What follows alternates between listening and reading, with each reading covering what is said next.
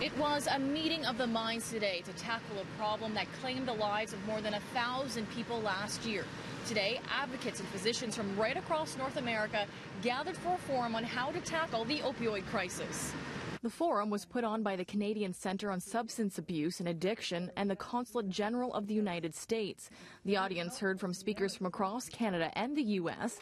Some of the talks touched on treatments, enforcement, and lessons learned in the U.S. and how they can be applied here in Canada.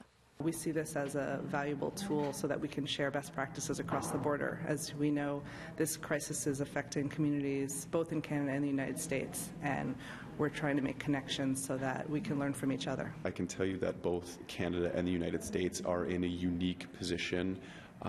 We don't see the levels of prescription drug consumption in other countries that we see in the United States as number one in the world, and Canada is a close second. So I can tell you that in North America, we are overusing prescription opioids like no other countries in the world. Those who work on the front lines helping those with addiction say two big things need to happen in order to reverse the opioid crisis.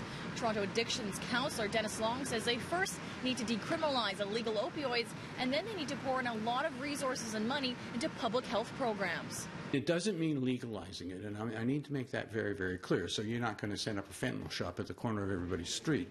What you're going to do is just say, okay, this is a problem. People need to have the problem addressed, but throwing them into jail is not the way to go about it. We need to put them into treatment programs. We need to put them in other places. We need to provide them with resources and support, places to live, jobs, things like that, so that this problem begins to constrict.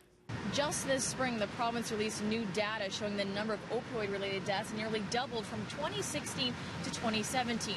For instance, from January to October alone last year, there were 1,053 opioid-related deaths.